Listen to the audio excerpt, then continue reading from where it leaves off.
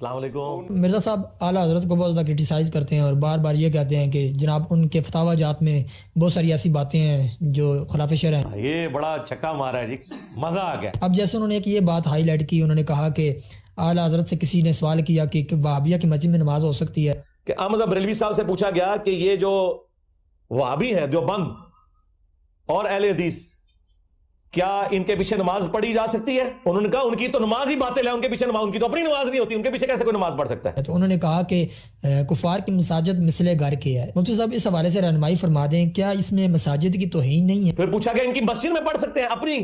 انہوں نے کہا کفار کی مسجد مثل گھر کے ہے، کافر ڈکلیئر کیا، ڈائریکٹ کافر لکھا۔ یہ نیو ٹی وی پہ مولوی کہہ رہے تھے کہیں کافر نہیں لکھا، یہ کافر کا لفظ لکھا ہے احمد بریلوی صاحب نے دیوبند اہل حدیث کے لیے کہ کافروں کی مساجد ہیں یہ۔ کیونکہ مساجد جو ہوتی ہیں وہ کفار کی تو ہوتی نہیں ہے، اور جو مساجد ہوتی ہیں وہ تو اللہ کا گھر ہوتی ہیں۔ پہلی بات تو یہ ہے میرے بھائی کہ آپ نے کہا کہ وہ اعلیٰ حضرت کو کرٹیسائز کرتے ہیں، تو ان کی جرت نہیں ہے کہ وہ اعلیٰ حضرت کو جواب دے سکیں یا ان کا رد کر سکیں۔ وہ تواڈے وڈے مرے ہوئے بزرگ بھی ساڈے اگے اللہ دے فضل نال فیل نے علمی توڑ دے، تسی تے شے ہی کوئی نہیں ہو۔ اور اگر دنیا یہ سمجھتی ہے کہ بدتمیزی کرنے سے کسی بندے کا کوئی یعنی وہ ہو سکتا ہے، کسی کو رد کیا جا سکتا ہے، تو بدتمیزی میں تو ظاہر ہے مرزا صاحب کا ثانی کوئی نہیں۔ پھر ہم نے کیا کہا؟ صبر کرو، رکو ذرا، ہم ہی بتا دیتے ہیں۔ گستاخی نمبر 1، چشتی رسول اللہ حشر بہشت میں موجود ہے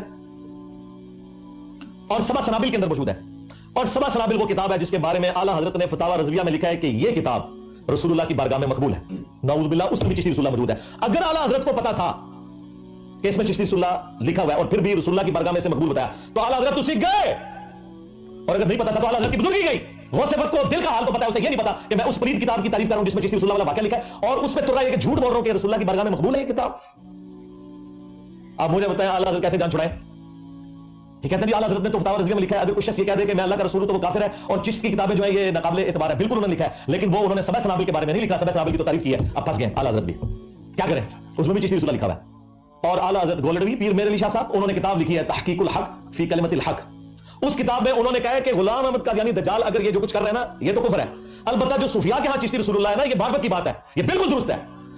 اب پیر میرعلی شاہ صاحب سے بڑا کون مناظر ہے؟ وہ تو دفاع کرتے رہے اپنی کتاب کے اندر چشتی رسول اللہ کا، اور یہ ایک ایک امیج میں لگاؤں گا۔ پیر میرعلی شاہ صاحب 1937 میں فوت ہوئے، آج 3 دسمبر 2023 ہے، اور اعلیٰ حضرت بریلوی صاحب 1921 میں فوت ہوئے۔ ایک کو 100 سال ہوئے مشکل سے، اور ایک کو بھی 100 سال بھی نہیں ہوئے۔ ان سے کیسے جان چھڑائیں گے؟ یہ تو چشتی رسول اللہ والے واقعے کو مان کے گئے۔ اچھا اب جب یہ فیل ہو جاتے ہیں نا، اب ان کو پتا ہے کہ ثابت ہو گیا، اب اگلا اسٹیپ پتہ کر لیں گے، اس واقعے کو صحیح ثابت کرنے کی کوشش کریں گے قرآن و سنت کی روشنی میں۔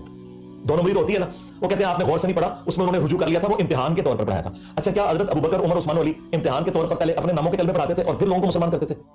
ہاں انہیں صاحب کے گل کر دی تھی، وہ میمز ہی بن گیا تھوڑی۔ دراصل وہ بدتمیزی کرتے ہیں اور اس کا کوئی علمی لیول تو ہے کوئی ان کا کہ وہ بات کرے۔ ہم آیت پڑھیں، یہ بابوں کے شعر سنائیں، ہم احادیث پڑھیں، یہ بزرگوں کے اقوال سنائیں۔ اب سیدی اعلیٰ حضرت رضی اللہ تعالیٰ عنہ نے جتھے ایک بزرگاں دی گل کرن تھلے لکھو چشتی چاچو تیری چاچی گئی۔ جس زمانے میں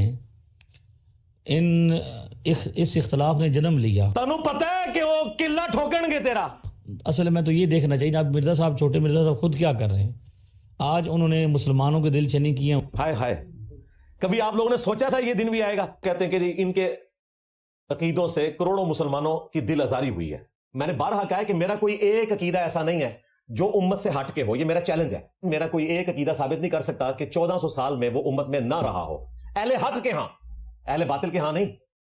اگر میں رفع الیدین پہ زور دیتا ہوں نا تو حدیث کے یہ سارے بڑے 6 امام بخاری سے ابن ماجہ تک، اور فقہ کے 4 میں سے 3 بڑے امام اس کے قائل ہیں، اہل حدیث بھی قائل ہیں، اہل تشیع بھی رفع الیدین کرتے ہیں، تو میں اکیلا نہیں ہوں۔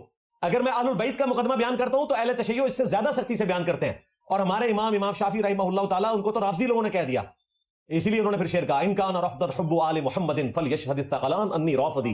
بالفرض اگر اہل بیت کی محبت کا نام رافضی ہونا ہے تو جن و انس گواہ ہو جاؤ کہ میں رافضی ہوں۔ تو انہوں نے سنیوں کے امام کو نہیں چھوڑا وا۔ تو میرا کوئی ایک عقیدہ بھی ایسا نہیں جو امت سے ہٹ کے ہو، اللہ کے فضل سے آج تک پروڈیوس نہیں کر سکے۔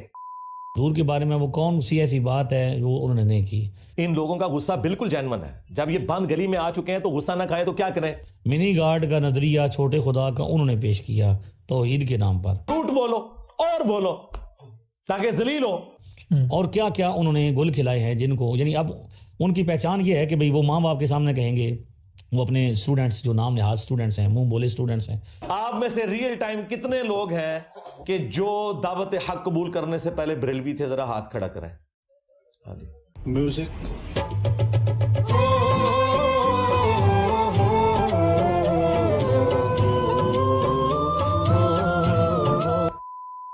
ان کو کہتے ہیں کہ آپ والد صاحب کے سامنے کھڑے ہو کے کہیں ابا جی تسی تے شاہی کو نہیں, اماں جی تسی تے شاہی کو نہیں. مثلا اگر کسی کے ماں باپ کہتے ہیں کہ داڑھی منڈوا دو, تو پھر آپ نے ان کو کہنا ہے کہ نبی کے جیسا ہے ہی کوئی نہیں, ماں پہ ہوتے شاہی کوئی نہیں. ہاں, کیونکہ اب وہ نبی کے مقابلے پہ آ گئے نا.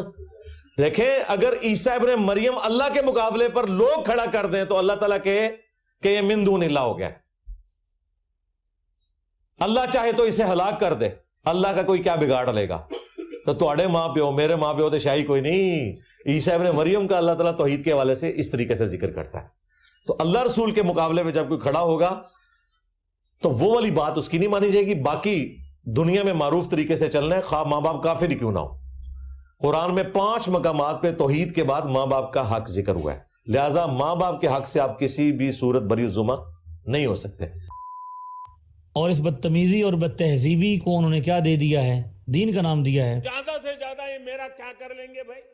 اسی طرح سیدی اعلی حضرت کے زمانے میں کچھ وہ لوگ تھے جو علم کے نام پر انہوں نے بدتمیزی اور بد تہذیبی کو عام کرنا چاہا. ان بنو امیہ کے بندروں کی چیخیں آپ قیامت تک انجوائے کریں گے آپ انشاءاللہ تعالی. ہاں, اور سرکار دو عالم صلی اللہ علیہ وسلم کے بارے میں, اللہ تعالیٰ کی ذات کے بارے میں ایسے ایسے ہلکے الفاظ استعمال کیے جو کسی بھی مسلمان کو زیبا نہیں دیتے. رکو ذرا, صبر کرو, ابھی بتاتے ہیں تمہیں. لہذا اس بات پر ابھی آپ سے میں پوچھوں کہ ایک بندہ حضور علیہ السلام کے بارے میں یہ کہے کہ حضور کا خیال اگر نماز میں آئے تو نماز ٹوٹ جائے گی, اللہ معاف کرے, بہت منوس لگ رہے ہو, مت کرو, رہنے دو. اور نعوذ باللہ من ذالک کا گدھے اور بیل سے زیادہ بری ہے, تو آپ کیا کہیں گے؟ میں تیری فرمائش پوری کرنے لگا انشاءاللہ, رکھن لگا شاید جدا تو جواب دینا ہے. آپ اسے مسلمان کہیں گے؟ اس کی مسجد, اس نے جو مسجد بنائی ہو برائے نام, اس نے جو وہاں پہ, ہاں انہوں پتہ نہیں کیا ہونا ہے. میں یہی تو کہہ رہا ہوں, یہ ساری باتیں چھپی ہوئی ہیں, کتابوں کے اندر موجود ہیں. چھوٹے مرزا صاحب کے اس ریسرچ پیپر کے اندر بھی موجود ہے. یہ تو لیٹسٹ نیوز ہے. اور خود انہوں نے وہی باتیں جو اعلی حضرت نے کی ہیں ان کے بارے میں, تو انہوں نے وہ ساری باتیں اسی لحاظ سے رد کیا ہے. چلے سارے انہوں نے اپنے بزرگ چھڑ دیتے, یعنی فرعون, نمرود, ابو جہل, سارے ان کے ہیں نا. لہذا گستاخ یا بے ادب کو اسی طرح جواب دیا جائے گا جس طرح وہ کہتا ہے, تو اس کے بارے میں یہی جواب ہوگا. توحید تو اتنے عرصے سے بیان ہو رہی تھی, لیکن توحید کا مطلب توہین رسالت لیا جاتا تھا. ہم نے توحید بیان کی ہے نا, آئے نا کوئی سامنے. بڑے اخلاص منگو تو بڑے بڑے لوگ گداواں نو خیر پا ہی دیں گے. چلو جی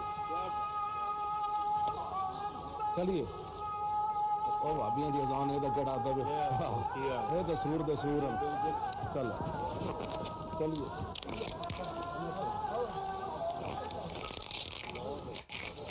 اب میرا ایک معصومانہ سوال ہے, اگر یہود و نصارہ کی بچیوں کے ساتھ نکاح ہو سکتا ہے تو سنی کا شیعہ کی بچی کے ساتھ اور شیعہ کا سنی کی بچی کے ساتھ کیوں نہیں ہو سکتا؟ تو یا پھر مان لیں اعلیٰ حضرت کی طرح کہ یہود و نصارہ سے بھی بات کر رہے ہیں. ہاں جی, اعلیٰ حضرت نے لکھا ہے, احکام شریعت ان کی اپنی کتاب ہے, اس میں انہوں نے لکھا ہے کہ وہابیہ, اور پھر لکھا وہابیہ دیوبندیہ, وہابیہ غیر مقلد یعنی اہل حدیث اور دیوبند, اور پھر ساتھ لکھا قادیانی کافروں کو بھی بیچ میں شامل کیا, اور لکھا روافظ. ان سب کا نام لکھ کے انہوں نے کہا یہ سب کے سب جو لوگ ہیں یہ مرتد ہیں. مرتد کا مطلب ہے اسلام چھوڑ گئے اور واجب القتل, اور یہ 1,00,000 دفعہ بھی اللہ کا نام لیں تو ذبیحہ مردار ہی رہے گا. البتہ یہود و نصارہ اگر اللہ کا نام لے کر کریں تو وہ حلال ہوگا, یہ حرام رہے گا. 1,00,000 دفعہ بھی نام لے تو کس کا, دیوبندی, اہل حدیث, شیعہ, ان سب کا, اور قادیانی کافروں کو بھی بیچ میں ڈال دیا. انہوں نے قادیانیوں کے کھاتے میں ڈالا ان کو, کہا کہ یہ 1,00,000 دفعہ بھی نام لیں تو ذبیحہ حرام رہے گا. البتہ یہود و نصارہ اگر کریں تو حلال ہوگا. تو پھر اب باقی باتیں تو چھوڑ دیں, آپس میں آپ دیکھ لیں کہ ان لوگوں نے کس طریقے سے دراڑے ہیں. پھر ہمیں لوگ کہتے ہیں جی بزرگوں کے بارے میں بات کرتے ہیں, بزرگوں نے خدمت اتنے بڑے لیول پہ کی ہے کہ وہ بزرگ خود بخود پھر وہ اس پورے معاملے میں رگڑے میں آ جاتے ہیں. ہماری نیت تو نہیں ہوتی لیکن خود بخود آ جاتے ہیں. اور پھر ملفوظات اعلیٰ حضرت میں کہتے ہیں جی ان کے بیٹے نے جمع کیے ہیں. سر ان کے بیٹے نے جمع کیے ہیں جو مفتی اعظم ہند ہیں مصطفیٰ رضا خان نوری, جن کی نعت ہے تو شمع رسالت ہے عالم تیرا پروانہ, وہ بیٹا ہے ان کا جس نے ان کے ملفوظات جمع کیا. اور اس سے بڑی بات, ملفوظات کی جو پہلی جلد ہے نا, پہلا حصہ, وہ اعلیٰ حضرت نے خود پڑھا ہوا ہے اور اس پہ مہر لگائی ہے کہ میں نے اسے لفظ بلفظ پڑھا ہے. تو پھر اعلیٰ حضرت کی اپنی ہوگی نا. اور پہلی جلد کے اندر ہی پہلا حصہ جو اعلیٰ حضرت نے خود پڑھا ہے, اس میں ان سے سوال ہوا ہے کہ اگر وہابی جماعت کروا رہے ہوں تو نماز ان کے پیچھے پڑھیں یہ الگ ہے.